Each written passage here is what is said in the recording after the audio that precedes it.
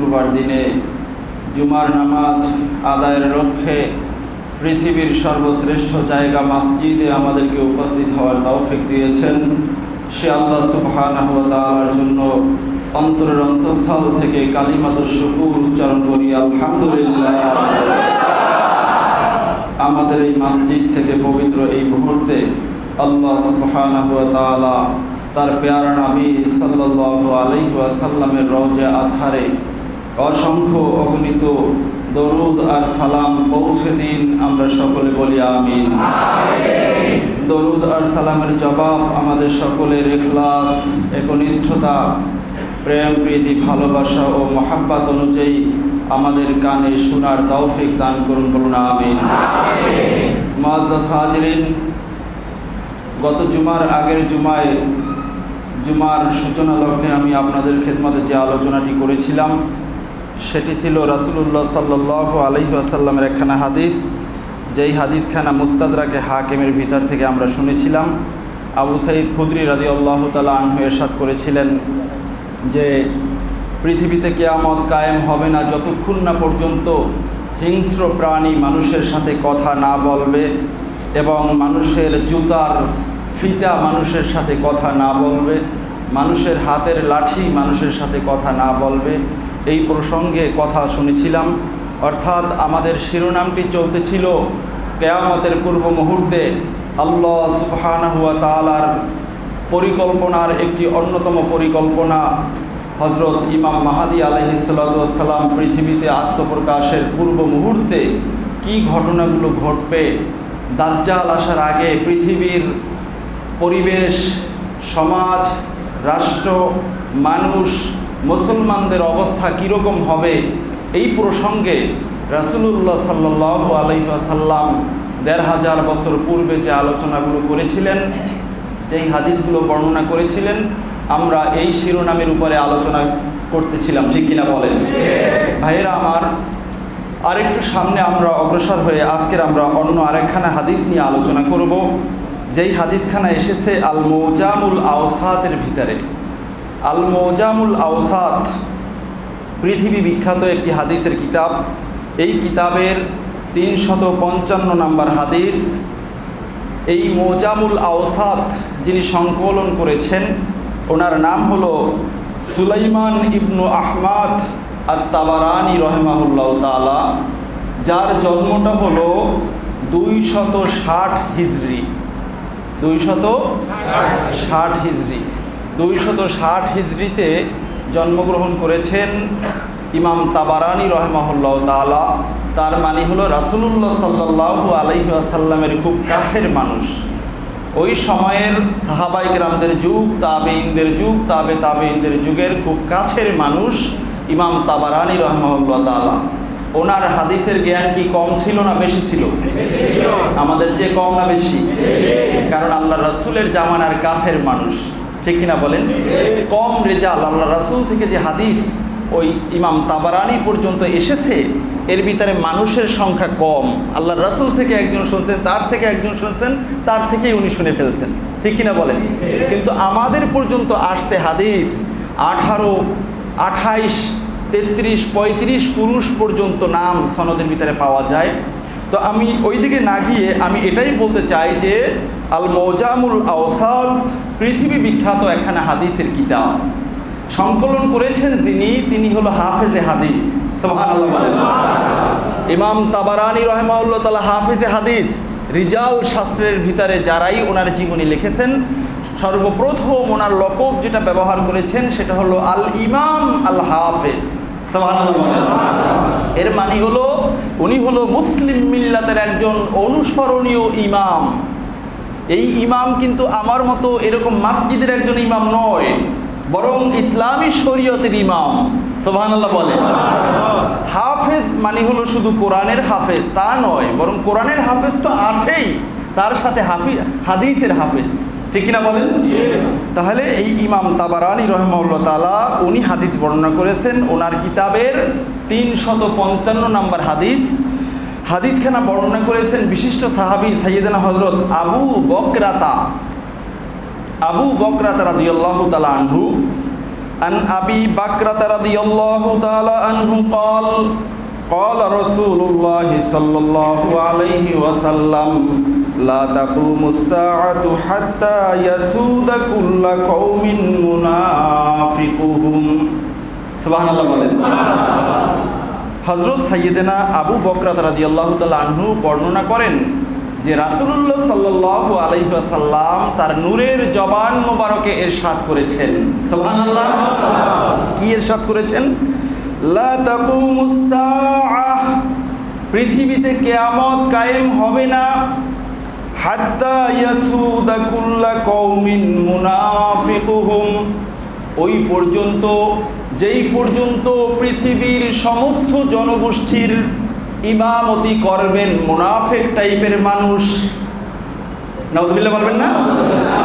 পৃথিবীর সমস্ত ভূখণ্ড, সমস্ত জনপদের সমস্ত মানুষের ইমামতি যারা করবেন তাদের আখলাক হবে মুনাফিকদের আখলাক। এটা যতদিন না হবে ততদিন কিয়ামত কায়েম হবে না। নাউযুবিল্লাহ বলবেন না? মুনাফিক টাইপের মানুষ ইমামতি করবে। কি করবে বলেন?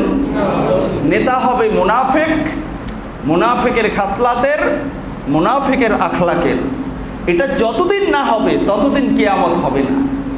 তার কারণ কিয়ামত কায়েম হবে এক শ্রেণীর খারাপ মানুষের উপরে। ওই সময় মুমিন বলতে কেউ থাকবে না। সহিহ মুসলিমের বর্ণনা এসেছে, লা তাকুমুস সাআহ হাত্তা ইয়াকুলার রাজুলু আল্লাহ, আল্লাহু আকবার।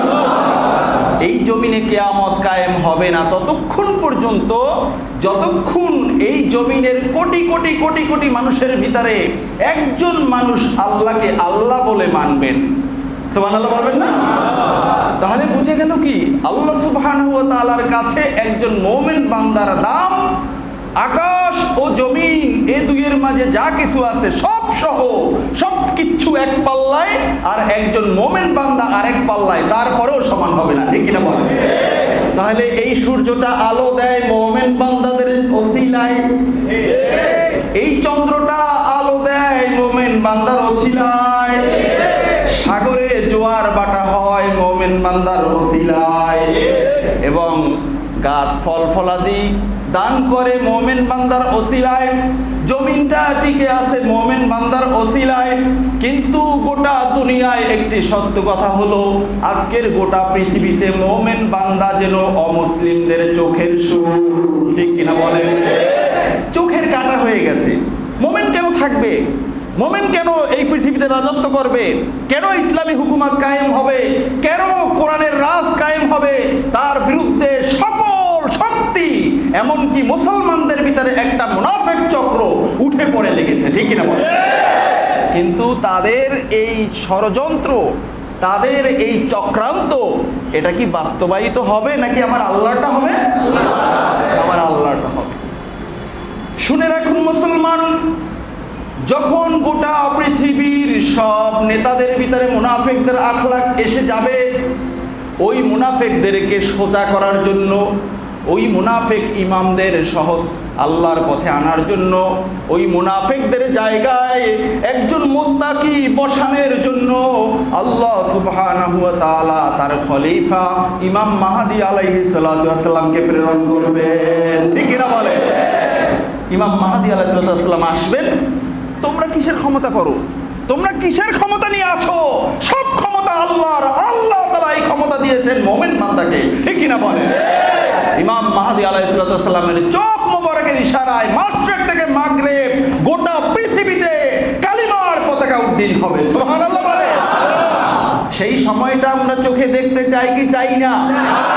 দেখেন, তাহলে এই যে সূচনা লগ্ন থেকে, এই কিতাব থেকে আমি অনেক আগে অনেকগুলো আলোচনা করেছি, অনেক জুমায়। এই যতগুলো আলোচনা আসতেছে সমাজ নিয়ে, রাষ্ট্র নিয়ে, মানুষ নিয়ে, মুসলমানদের অবস্থা নিয়ে, হাদিসের সাথে সমাজের সাথে পুরাটা মিল আছে কি নাই? তাহলে বুঝে গেল ওই সময়টাই এখন চলতেছে। ঠিক না বলেন? ওই সময়টাই এখন চলতেছে। শুধুমাত্র আল্লাহ তাআলার ইশারা বাকি, ইমাম মাহদী আলাইহিস সালাম জমিনে এসে পড়বেন। ঠিক কিনা বলেন? আল্লাহ সুবহানাহু ওয়া তাআলা যদি চান এটা খুব সহজে, খুব দ্রুত, অল্প দিনের ভিতরেই আল্লাহ তাআলা এই ঘটনা সংগঠিত করতে পারেন কি পারেন না? পারেন। এই বিশ্বাস আমাদের আছে কি নাই? ওই সময়ে মুনাফিক ইমামের পিছনে যারা থাকবে, মুনাফিক নেতার সাথে যারা থাকবে, তারা কি ইমাম মাহদী আলাইহিস সালামের সাথেই হবে কি হবে না? সবাই বলেন হবে কি হবে না? ওই সময় মুনাফিকদের সাথে যারা থাকবে তারা ইমাম মাহদী আলাইহিস সালামের সাথে যেতে পারবে না। ঠিক কিনা বলেন? এখন প্রশ্ন হলো যে হুজুর, এই ইমাম কোন ইমাম? নামাজের ইমাম নাকি সমাজের ইমাম? প্রশ্ন আসে কি আসে না? আসে কি আসে না? ভাইয়ের আমার, পৃথিবীর সমস্ত মুহাদ্দিসিন, সমস্ত মুফাসসিরিন একমত, ইমামতি হলো দুই প্রকার। কয় প্রকার বলেন? দুই প্রকার। ইমামতে সুগরা, ইমামতে কুবরা। একটা হলো মসজিদের ইমাম, আর একটা হলো রাষ্ট্রের ইমাম, সমাজের ইমাম। দুটোই এর সাথে সম্পৃক্ত। সুবহানাল্লাহ বলবেন না? সুতরাং এই হাদিসের মিসদাক, এই হাদিসের ব্যাখ্যা, এই হাদিসের তাশরী এটাই হবে যে সমাজের ইমাম যেমনি ভাবে মুনাফিক টাইপের হবে, আর মসজিদের ইমামরাও মুনাফিক টাইপের হবে। ঠিক কিনা বলেন? মসজিদের ইমাম মুনাফিক।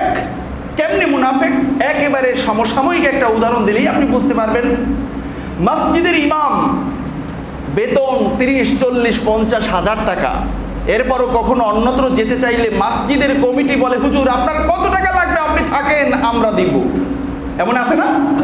খুব সুন্দর চেহারা, খুব সুন্দর সুরত, খুব সুন্দর পাগড়ি, খুব সুন্দর আবা কাবা নিয়ে আলোচনা করে, কিন্তু আলোচনা হলো ইয়াজিদের দালালি। আছে কি না? এটাই হলো মুনাফিক। এটা কি বলেন? পৃথিবীর যত ঐতিহাসিক, কোন ঐতিহাসিক কোথাও লেখে নাই ইয়াজিদের ক্যারেক্টার কখনো ভালো ছিল, ইয়াজিদের আখলাক কখনো ভালো ছিল, এটা কেউ কোথাও লেখে নাই। তাহলে তোমরা বড় বড় আলেম হয়ে কোথায় পাইলা ইয়াজিদ এমন ছিল, এমন ছিল, এত বড় আল্লাহওয়ালা ছিল, এত বড় মুত্তাকি ছিল, এত বড় ইবাদতগিরি ছিল, কোথায় পাইলা? তবে হ্যাঁ, আমি অনেক চিন্তা করে আমি পেয়েছি ওই সমাজে, ওই সময়ে ইয়াজিদ নামের আরো অনেক ব্যক্তিত্ব ছিল।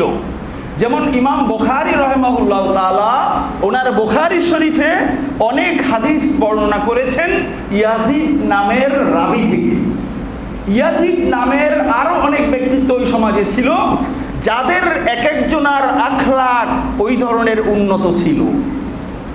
তাহলে হয়তোবা হতে পারে ইয়াজিদ এটাও ইয়াজিদ, ওটাও ইয়াজিদ, এই ইয়াজিদেরটা ওই ইয়াজিদের নামের সাথে নিয়ে অ্যাড করছে। ঠিক কিনা বলেন?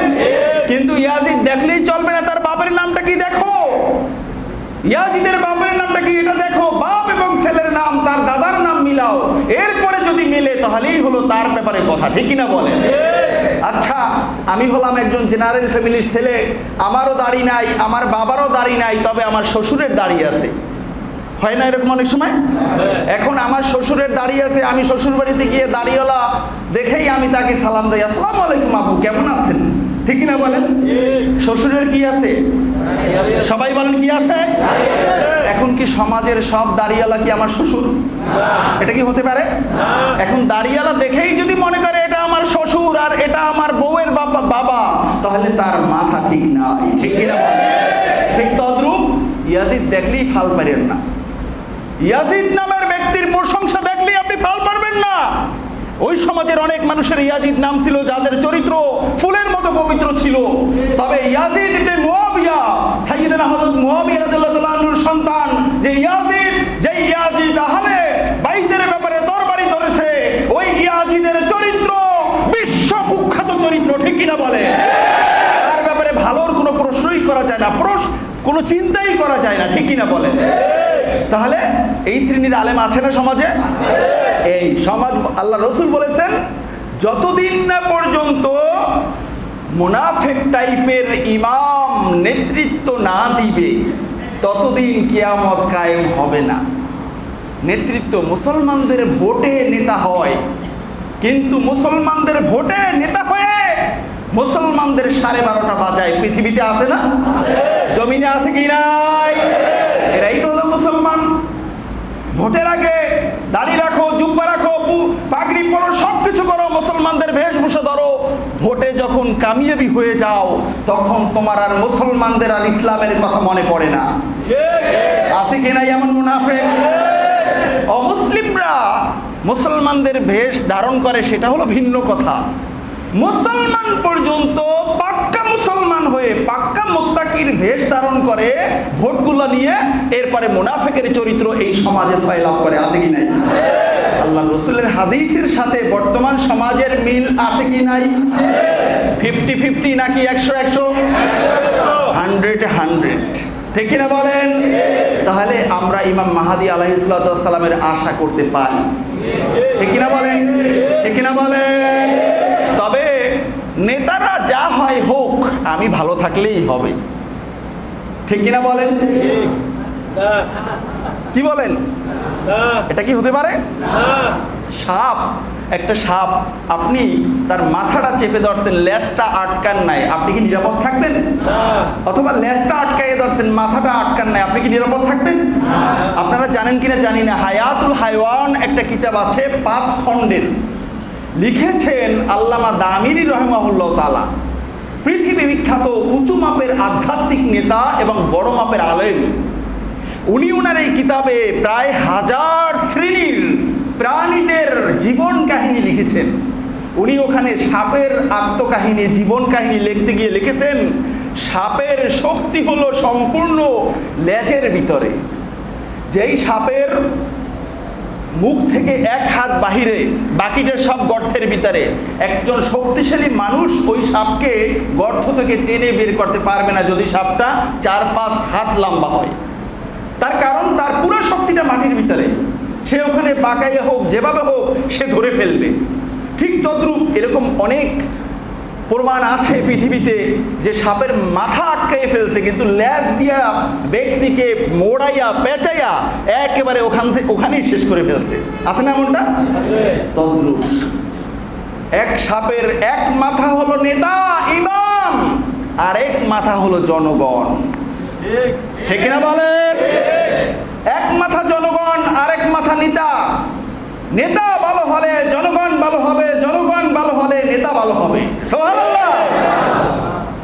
আপনি হাতে মেহেদি দিয়ে তাহাজ্জুদ পড়বেন আর বলবেন আমার ইবাদত ঠিক আছে, সমাজ চালাক, ইমামতি করলে করুক ইয়াজিদের হুজুরে, তাতে আমার কিছু আসে যায় না। নয়, আপনার ঈমানটা পরিপূর্ণ হয় নাই। এই দেশের মসজিদে ইয়াজিদের জয়গান গেতে গিয়ে পৃষ্ঠার পর পৃষ্ঠা দলিল নিয়ে আসছে, মুসল্লিরা এগুলো সুস্থ শরীরে সুস্থ মস্তিষ্কে হজম করে নিচ্ছে। একজনও দাঁড়িয়ে বলে না হুজুর এগুলো কোথায় পাইলেন? ইয়াজিদ আর যাই হোক না কেন আহলে বাইতের বিরুদ্ধে কথা বলেছে। আপনি তো তার পক্ষ নিতে পারেন না, আপনি তো তার পক্ষে থাকতে পারেন না, কেউ বলে না। হাজার হাজার মুসল্লি পাবলিক সব এগুলোকে খাচ্ছে, অকাতরে খাচ্ছে। তাহলে কি ঈমান থাকলো? থাকলো। এই কারণে বন্ধুরা আমার, যখন কোনো একটা জনগোষ্ঠীর ইমাম হবে মুনাফিক টাইপের, ওই মুনাফিকের ভিতরে কোরআন, সুন্নাহ, ইজমা, কিয়াস, আহলে বাইত, সাহাবায়ে কেরাম, তাবিঈন, তাবে তাবিঈন এবং আউলিয়ায়ে কেরামদের ব্যাপারে তার মনের ভিতরে যে বিদ্বেষটা রয়েছে, ওই বিদ্বেষটা প্রত্যেক তাকবীরে তাকবীরে, সমাজের নেতা হলে প্রত্যেকটা ভাষণে ভাষণে, পাবলিকের অন্তরে গিয়ে এটা অ্যাপ্লাই হয়। বিশ্বাস হয় কি হয় না? আপনার ইমাম, মসজিদের ইমাম হবে মুনাফিক, উনি বলবে আল্লাহু আকবার, আপনি তার পিছনে ইমামতিতে আপনি তার মুক্তাদি হয়ে দাঁড়িয়েছেন, আল্লাহু আকবার জিকির করলে কলবের ভিতরে আল্লাহর পক্ষ থেকে নূর এসে যায়। কিন্তু আল্লাহর কসম, আপনার ইমামটা যদি হয় মুনাফিক, ওই ইমামের তাকবীর আল্লাহু আকবারের ধ্বনি শুনে আপনার কলবের ভিতরে আল্লাহ আল্লাহর রাসূলের বিদ্বেষ জন্ম নেবে। আর যদি সমাজের নেতাটা হয় মুনাফিক, সমাজের ইমাম সভা, সেমিনার, সিম্পোজিয়াম, যত জায়গায় বৈঠক করবে, যত জায়গায় মিটিং করবে, যত তার বক্তৃতা শুনবেন, যত তার জয়গান গাইবেন, যত তার পিছনে নারায়ে তাকবীর দিবেন, আপনি যতবার হজ করেন না কেন, আপনি মুসলমান থাকবেন না। ঠিক কিনা বলেন? আপনি তার পক্ষে কথা বলার কারণে, তার কথা আপনি শোনার কারণে আপনার কলবে ধীরে ধীরে ধীরে ধীরে ইসলাম বিদ্বেষী শক্তি জন্ম নিবে। ঠিক কিনা বলেন? সুতরাং ছাড় আছে জনগণের? ছাড় নাই, চেষ্টা চালাতেই হবে। ঠিক কিনা বলেন? সব ক্ষেত্রে চেষ্টা। এখন আপনি চেষ্টা কেমনে করবেন? এক নাম্বার চেষ্টা হলো আপনি নিজে ভালো হয়ে তাহাজ্জুদ নামাজের ভিতরে আল্লাহর কাছে চোখের পানি ফেলবেন। এর সাথে সাথে আপনার যেই জায়গায় যতটুকু ক্ষমতা আছে, বেশি নয়। আজকের গোটা পৃথিবীর অবস্থা হলো ক্ষমতা যার আছে 2 আঙ্গুলে, সে দেখায় 5 আঙ্গুল। আছে কি নাই? যার কাছে যা আছে, মনে করেন আপনি একজনের কাছে একটা স্বাক্ষর হলেই আপনি আপনার একটা কাজ করতে পারেন, সে আপনাকে সহজে স্বাক্ষর দিবে না। সে আপনাকে ঘুরাবে, ঘুরাতে ঘুরাতে ঘুরাতে ঘুরাতে আপনার শক্তি সামর্থ্য সব শেষ করে শেষকালে একটা স্বাক্ষর দিবে। আছে কি নাই? তাহলে যার কাছে যে ক্ষমতাটা পুরা দেখাতে চায়, পুরা নয় বরং কয়েক গুণ বৃদ্ধি করে দেখায়। আছে কি নাই? এক কথায় এদের পরিচয় হলো জালেম। কি পরিচয় বলেন? জালেম। কারণ আপনার প্রাপ্যটা আপনাকে দিচ্ছে না, আপনার উপরে সে জুলুম করছে। আছে কি নাই? সমাজে আছে না এগুলো? অনেক অনেক। তাহলে আপনি আপনার শক্তি সামর্থ্য অনুযায়ী সব ক্ষেত্রে চেষ্টা করতে হবে, আহা আমার মসজিদ, আমার নামাজ আর আমার সমাজ দুটোটা ইমাম যাতে মুত্তাকি হয়ে যায়। ঠিক না বলেন? এই চেষ্টা লাগবে কি লাগবে না? ভাইয়েরা আমার, যখন একজন মানুষ এই কাজগুলো না করবে, তখন তার পরিচয়টা, সে যত বড় ইবাদতগিরি হোক না কেন, যতবার হজ করুক না কেন, তার নামটা মুমিনে কামেলদের তালিকায় থাকে না, তার নামটা মুসলমানদের তালিকায় থাকে না। আমার আল্লাহ বলেছেন, উদখুলু ফিস সিলমি কাফা, ইসলামের ভিতরে পরিপূর্ণভাবে ঢোকো। পরিপূর্ণভাবে কি? ঢোকো, প্রবেশ করো। আপনার পায়জামায় কয় হাতা? কয়টা? 2টা না?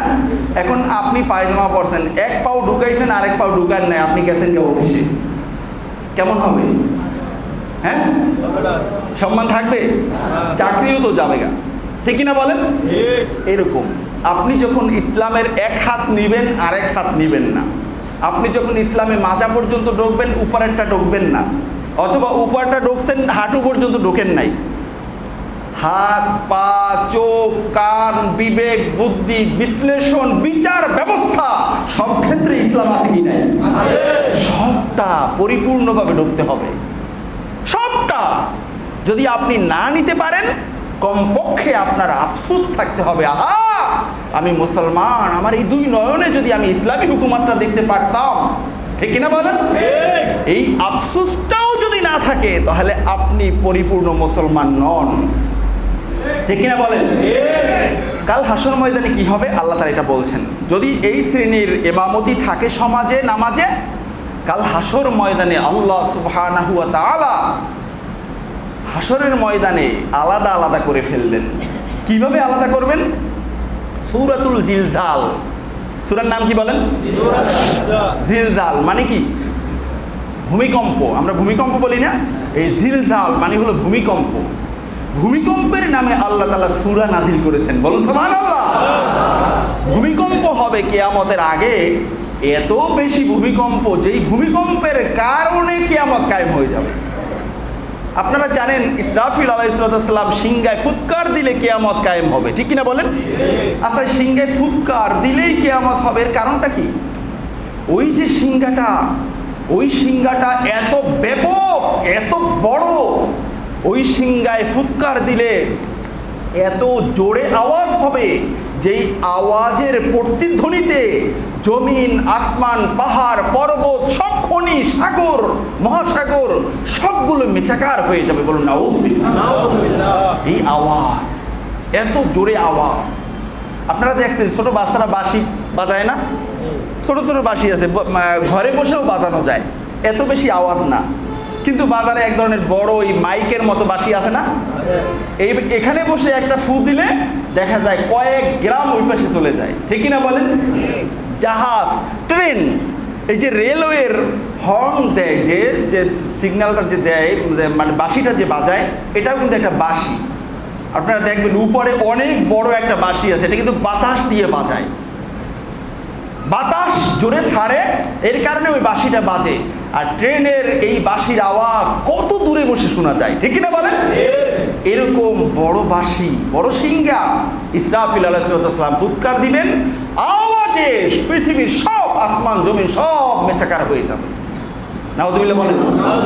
তাহলে আল্লাহ সুবহানাহু ওয়া তাআলা কিয়ামতের নামে যে সূরাটা নাজিল করেছেন, ভূমিকম্পের নামে যে সূরাটা নাজিল করেছেন, এই সূরার শেষ দিকে আল্লাহ তাআলা বলেছেন, ইয়াউমা ইযিন ইয়াসদুরুন নাসু আশতাতাল লিউরাউ আমালাহুম ফামান ইয়ামাল মিসকালা যাররাতিন খায়রান ইয়ারাহ ওয়া মান ইয়ামাল মিসকালা যাররাতিন শাররান ইয়ারাহ। আল্লাহু আকবার। আল্লাহ তাআলা স্পষ্ট করে জানিয়ে দিয়েছেন, বান্দারা তোমাকে চলার ক্ষমতা দিয়েছি, বলার ক্ষমতা দিয়েছি, তোমাকে কিছু টাকারও মালিক করেছি, তুমি ডাক দিলে তোমার পিছনে কিছু জনগণও এসে যায়, তোমাকে বড় ইমাম বানিয়েছি, বড় খতিব বানিয়েছি, তবে তুমি কোন কাজ করো, কাদের সাথে এই কাজটা মিলতেছে, কাল হাসর ময়দানে তোমাকে আমি ওই মানুষগুলোর কাছে নিয়ে যাব। নাউযুবিল্লাহ বলেন। ইয়াউমা ইযিন ইয়াসদুরুন নাসু আশতাতা, কিয়ামত আমি কায়েম করব এই জন্য সাইয়্যিদনা আদম আলাইহিস সালাতু ওয়াস সালাম থেকে শুরু করে কিয়ামত পর্যন্ত এই পৃথিবীতে জন্ম নেওয়া মানুষগুলো তার ছোট্ট একটা জীবনে সে কোন দল করত, কোন মত করত, কোন মানুষগুলোকে ভালোবাসত, সে যাকে নেতা হিসাবে গ্রহণ করেছিল, কাল হাসর ময়দানে আশতাতা, প্রত্যেক কাতারের সামনে থাকবে নেতা আর পিছনে থাকবে ওই নেতার অনুসারীরা। প্রত্যেক কাতারের মাথায় একেবারে প্রথম ব্যক্তি, রোল এক যার, আপনি যাকে ভালোবাসেন, আপনি যাকে নেতা হিসাবে গ্রহণ করেছেন, আপনি যাকে ইমাম হিসাবে গ্রহণ করেছেন, ওই ইমামটা থাকবে সামনে, আর তার পিছনে আপনি। যে আল্লাহ, আপনার বলা লাগবে না, আল্লাহ এমনিই বুঝবেন যে আল্লাহ আমি এই দলের, আমার নেতা ওই যে সামনে আছে। কেমন ঘটনাটা, কেমন হবে ওই দিনে নেতাটা যদি হয় মুনাফিক, কেমন হবে ওই দিনে ইমামটা যদি হয় মুনাফিক। নেতারও যে অবস্থা, পাতিরও একই অবস্থা, ঠিক কিনা বলেন? এটাও আল্লাহ বলছেন, সামনে আসতেছে। কি আশ্চর্য, কি আশ্চর্য। আপনি মোবাইল চালান, মোবাইল আপনি ঘরে বসে একটা নক করছেন, একটা ক্লিক করছেন, একটু টাচ দিচ্ছেন, সাথে সাথে এই টাচের প্রতিক্রিয়া, এই টাচের ফলাফল হাজার হাজার মাইল দূরে বসে আরেকজন আর মোবাইলটা এত জোরে আওয়াজ দেয় যে তার ঘুম হারাম হয়ে যায়। শুধুমাত্র কি টাচ। আপনার কি ছাদে ওঠা লাগছে, বাঁশ লওয়া লাগছে আমপাড়ার মতো, জোরে ঘন্টা পিটানো লাগছে, অনেক জোরে ক্ষমতা প্রয়োগ করা লাগছে? একটু টাচে যদি হয় এরকম, আপনাকে আল্লাহ তাআলা যেই মেশিন দিয়েছেন, যেই কল্প দিয়েছেন, এই কল্প দিয়ে আপনি কাকে বারবার টাচ করতেছেন, এই টাচ কাল হাসর ময়দানে তার ফলাফল পাওয়া যাবে।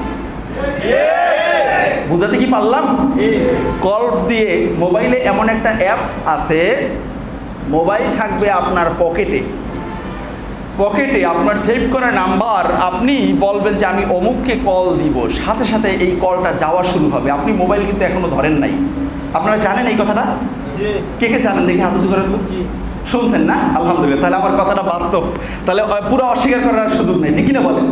আমার মোবাইলটা আমাকে একবার এই অ্যাপস এটাকে রানিং করে দেওয়ার কথা একজনে বলছিল, পরে আমি বলছি না ভাই, এটা আমার লাগবে না, এত সহজ লাগবে না।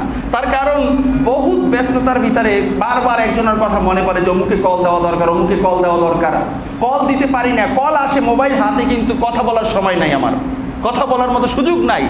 আমি এমন একটা মিটিংয়ে অথবা এমন কোনো কাজে ব্যস্ত আছি, তো বারবার মনে করবো অমুকে কল দেওয়া লাগবে, অমুকে কল দেওয়া লাগবে, আর আমার কল গিয়ে সব টাকা কয়টা শেষ হয়ে যাবে। আমার এত সুবিধা গ্রহণ করার দরকার নেই, ঠিক কিনা বলেন? এই আইজিরের সুবিধা, মানে এই এত সহজ সুবিধা গ্রহণ করতে পারে যারা বিজি ফর নাথিং, ব্যস্ততা নাই, এক পয়সার কাজের কোনো কার্যক্রম তার নাই, মানে কোনো ভালো কোনো কার্যক্রম নাই, সারাদিন অযথা। ওই বেটা বারবার মোবাইল ধরে, চাপে, টাচ করে, এটা করে, ওটা করে, ও দেখবে বারবার। আমি মনে মনে ভাবলাম, অমুককে কল দিলাম, দেখি তো চাই কিনা, সে সাথে সাথে মোবাইলটা দেখবে, ঠিক কিনা বলেন? তার এক পয়সা অপচয় হবে না। কিন্তু বন্ধুরা আমার, আমি বুঝাতে চাই, আপনি যাকে ভালোবাসেন তার কথাটা আপনার কলবে বারবার আসে কি না? সবাই বলেন আসে কি নাই? যারা প্রেম করেন যুবক বন্ধুরা, তারা খুব ভালো বুঝবেন এটা, ঠিক কিনা বলেন? আছে না, গাজীপুরে অনেক আছে, আহারে অথর্ব বিবাহ করে নাই, তালাক দেশে, এগুলো নিয়ে ঘর করে, কয় হুজুর না হইলে বাঁচবো না, না হলে নাকি মরে যাইবে। দিনে ঘুমায় না, রাতে ঘুমায় না, খায় না, সারাদিন কলবের ভিতরে খটখটা লাগে, অন্তরের ভিতরে আহারে অমুকরে কিভাবে পাবো, কিভাবে যাব। আছে না এরকম? এরকম আপনি যেই ইমামের পিছনে ঘুরেন, যেই নেতার পিছনে ঘুরেন, তার কথাটাও দিনে একাধিকবার আপনার কলবে নক করে। এই নখের, এই টাচের, এই স্পর্শের ফলাফলটা কাল হাসর ময়দানে পাবেন, যে আল্লাহ আমি যাকে বারবার বারবার বারবার ভাবতাম, দেখেন আল্লাহ আমার সামনে সেই নেতা। আল্লাহু আকবার। আমরা ভালোবাসি আল্লাহর রাসূলকে, ঠিক কিনা বলেন? আমরা ভালোবাসি ইমাম হুসাইন রাদিয়াল্লাহু তাআলা আনহুকে, ঠিক কিনা বলেন? আমরা ভালোবাসি সাহাবায়ে কেরামদেরকে, ঠিক কিনা বলেন? পৃথিবীতে যত গাউস, কুতুব, ওলি, আবদাল, সকলকে আমরা ভালোবাসি। কাল হাসর ময়দানে এই সমস্ত আল্লাহ তাআলার মাহবুব বান্দারা যেখানে থাকবেন, আল্লাহর কসম করে বলি, হাদিস যদি সত্য হয়ে থাকে, ওই জায়গায় আপনাকে আমাকে টেনে নিয়ে যাবে। আল্লাহু আকবার। খুশি না বেজার? সবাই খুশি, ঠিক কিনা বলেন? খুশি হবেন না কেন? সাহাবায়ে কেরাম, আনাস রাদিয়াল্লাহু তাআলা আনহু দীর্ঘ 10 বছর নবীজির খিদমত করেছেন। সুবহানাল্লাহ বলবেন না? সাহাবী আনাস রাদিয়াল্লাহু তাআলা আনহু বলেন, নবীজি যেই দিন এই ভালোবাসার হাদিসখানা বর্ণনা করছেন, যে যাকে ভালোবাসে তার সাথে হাসর হবে, ওই দিনে সাহাবায়ে কেরাম যেই খুশি হয়েছিলেন, এই খুশি আমার জীবনে কোনোদিন সাহাবায়ে কেরামদেরকে দেখি নাই। আল্লাহু আকবার। ওই দিনটা ছিল ঈদের দিন সাহাবায়ে কেরামের, ঠিক কিনা বলেন? তাহলে কোরবানির ঈদ, রমজানের ঈদ ছাড়া আরেকটা ঈদ পেলাম কি পেলাম না? আরেকটা ঈদ। সাহাবায়ে কেরাম এত খুশি হয়েছে, রোজার ঈদে, কোরবানির ঈদে এত খুশি হন নাই, এত বেশি খুশি হয়েছেন। কারণটা কি বলেন তো? বলেন তো? তারা জানে আমরা কারা। আমরা আমাদের সন্তান, সম্পদ, মান, সম্মান, ইজ্জত, সমাজ, রাষ্ট্র সবকিছুর উপেক্ষা করে আমরা আল্লাহর রাসূলের ভালোবাসা কলিজায় নিয়ে, মাথায় নিয়ে আমরা লালন পালন করতেছি, ঠিক কিনা বলেন? রাষ্ট্র থেকে বের করে দিয়েছে, দাও, কোনো কিছু আসে যায় না, বলছে পরনের কাপড়টা দিয়ে যাও, বলছে নাও, নিয়ে যাও। আল্লাহু আকবার। লজ্জা শরমের দিকে তাকান নাই, কারণ ভালোবাসা কার? সবাই বলেন কার? এই ভালোবাসার ভিতরে কি আর সন্দেহ আছে? আল্লাহ রসুল বলেছেন, যে যাকে ভালোবাসে তার সাথে থাকবে। সাহাবী যে আল্লাহ রসুলকে জীবনের চেয়ে বেশি ভালোবাসেন, এটা তো সাহাবী জানেন। তাহলে এই ভালোবাসাটায় কাল হাসর ময়দানে এই ভালোবাসার মানুষের কাছে নিয়ে যাবে, ঠিক কিনা বলেন? এই কারণে খুশি হয়ে গেছেন। সমস্যা নেই, আল্লাহর রাসূল পর্দা করবে, আমরা পর্দা করব, মরে যাব। কাল হাসর ময়দানে যেই কালের শুরু আছে, শেষ নাই, সেখানে আমরা আল্লাহর রাসূলের কদম মোবারকে জমায়েত হয়ে যাব, কারণ আমার কলবে আল্লাহর রাসূলের ভালোবাসা আছে, ঠিক কিনা বলেন? তাহলে খুশি না বেজার? অনেক খুশি। তো কাল হাসর ময়দানে আল্লাহ তাআলা ইয়াউমা ইযিন ইয়াসদুরুন নাসু আশতাতা, দলে দলে, কাতারে কাতারে আল্লাহ তাআলা দাঁড় করিয়ে দেবেন। প্রত্যেকটা কাতারের সূচনা লগ্নে থাকবে ওই ব্যক্তি, যেই ব্যক্তিকে পিছনের মানুষেরা, দ্বিতীয় জন থেকে শুরু করে শেষ পর্যন্ত এই কয়জন মানুষ যাকে অনুসরণ করত। সে হতে পারে কার্ল মার্কস, সে হতে পারে মাও সেতু, ঠিক কিনা বলেন? গৌতম বুদ্ধ, অন্য অন্য কত কি আছে। মতাদর্শের অভাব আছে? ডারউইনের দলেও তো আছে, আছে কি নাই? কাল হাসর ময়দানে ওই কাতারে থাকবে। তাহলে আল্লাহ তাআলা এরপরে বলেছেন, কেন আমি ওই কাতারে দাঁড়া করব? কেন? ঘটনা কি? লিউরাউ আমালাহুম, তারা দুনিয়াতে বসে যেই আমলগুলো করত, ওই আমলগুলোর ফলাফল ওই আমলগুলোর পুরস্কার, ওই আমলগুলোর নাতিজা আজকের আমি তাদেরকে নিজ হাতে দান করব। যেগুলো করছে আল্লাহ তাআলা আজকের নিজ হাতে কুদরতিভাবে এগুলোকে দান করবে। দেখবেন একটা জায়গায় যদি রিলিফ দেওয়া হয়, মানুষগুলোকে জড়ো করে দিলে শৃঙ্খলা হয়, ভালোভাবে পায়, নাকি লাইন দিয়ে দিলে ভালোভাবে পায়? লাইন করে। এই কারণে এই যে জুমার পরে দেখা করেন, আমি বারবার বলি যে লাইন দেন, লাইন দিলে তাড়াতাড়ি হয়, আমারও সময় সংক্ষেপ হয়, সবাই সামনে মুখোমুখি আমি কথা বলতে পারি, ঠিক কিনা বলেন? কিন্তু জড়ো হয়ে যায় কতগুলো লম্পট এখানে এসে এই সুযোগটা ব্যবহার করে, আরেকজনের পকেটে হাত দিয়ে মোবাইল মানি ব্যাগ লইয়ে যায়। ও দেখায় আমি হুজুরকে অনেক ভালোবাসি, মুসাফা করতে আসছি, ধাক্কায় ধাক্কায় সামনে আসে, আসলে চোর, ঠিক কিনা বলেন? এই চোর আপনারা না, চোর টুপি মাথায় দিয়ে অজু থাকুক আর না থাকুক মসজিদে ঢোকে, আছে না? তাহলে এই প্রেক্ষাপটে আল্লাহ তাআলা লাইন দিয়ে পুরস্কার দেবেন, যাতে সবাইকে আলাদা আলাদাভাবে সুন্দরভাবে বুঝিয়ে দেওয়া যায়, আর একজনকে দিবে সবাই দেখবে, জানবে সে কোন দল করত, কোন মত করত, কোন ইমামকে, কোন নেতাকে সে ভালোবাসত। হাশরের ময়দানে প্রকাশিত হবে, কারণ এখানে যে নক করে এই নকটা তো আল্লাহ ছাড়া কেউ জানেন না, ঠিক না? আলিমুম বিদাতিস সুদূর, অন্তঃকরণে কি লালন পালন করেন জানেন একমাত্র কে? আল্লাহ। এখন তো দেখি মোবাইলেও জানে, কারণ আমি মনে মনে বললাম, মুখেও না, অমুককে কল দেবো, আর মোবাইল সাথে সাথে কল দেওয়া শুরু করছে। তাই মানুষের সৃষ্টি মোবাইল যদি হয় এত পাওয়ারফুল, আমার আল্লাহ সবগুলো কাউন্ট করতে পারবেন না? সবগুলো কাউন্ট করতে পারবেন। আল্লাহ তাআলা বলছেন, আমি সবাইকে পুরস্কার দেওয়ার জন্য কাল হাশর ময়দানে লাইনে লাইনে কাতারে কাতারে দাঁড় করিয়ে দেব। আল্লাহু আকবার। আমরা কি ইনশাল্লাহ ভালো কাতারে থাকতে পারবো? ইনশাল্লাহ পারবো তো? ইনশাল্লাহ সব গুনার কাজ ছেড়ে দেন, পারবেন না? ইনশাল্লাহ কিছু ঠকবেন, কিছু ঠকা আসবে, লস আসবে, লস আসুক, জীবনটা তো অর্ধেক শেষ হয়ে গেছে। গড় আয়ু যা, তাতে তো আমার 30-40 বছরের অর্ধেকের বেশি শেষ হয়ে গেছে।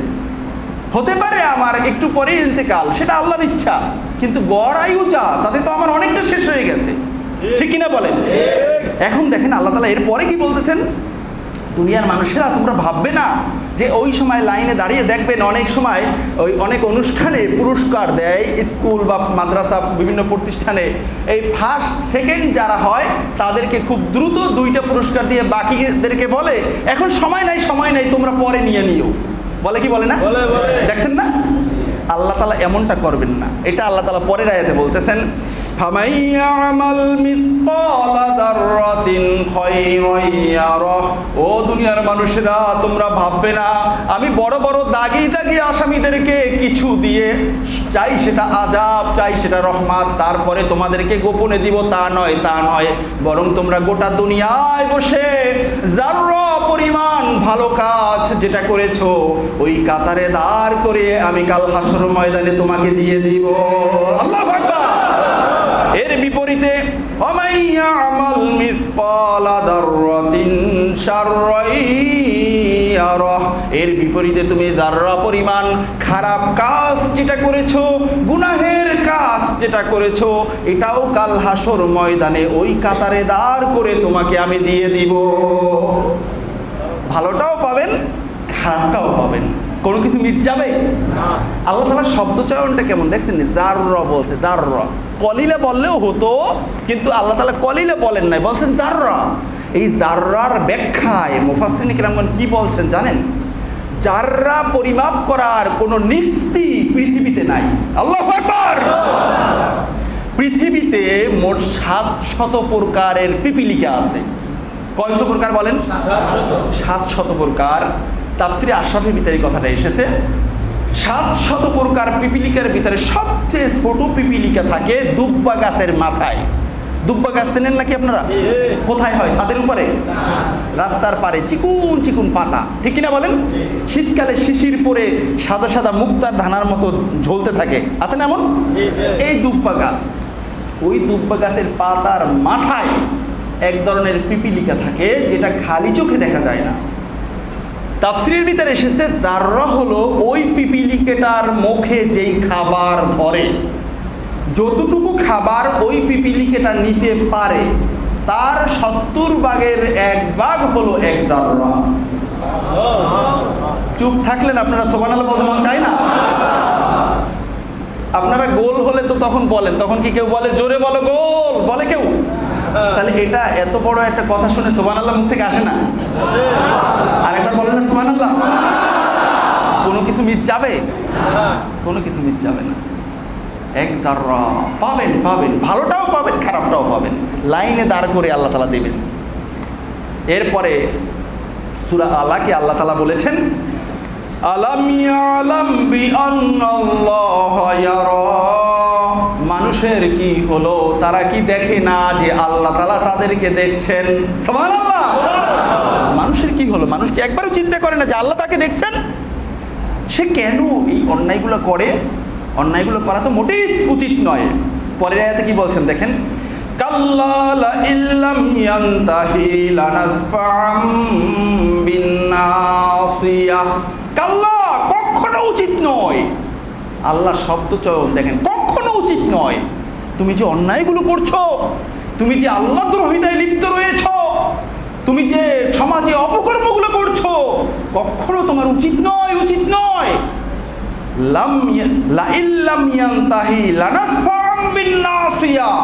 আল্লাহ বলছেন, ও আমার বান্দারা, এই আয়াতের জ্ঞান তোমাদের ব্রেনে আসার পরেও যদি তোমরা ক্ষান্ত না হও অন্যায় থেকে, মনে রাখবে, মনে রাখবে, লানাসফা'আম বিন্নাসিয়া, কাল হাসর ময়দানে তোমাকে টেনে টেনে হেসড়িয়ে হেসড়িয়ে তোমার নাসিয়া ধরে তোমাকে জাহান্নামে নিক্ষেপ করব।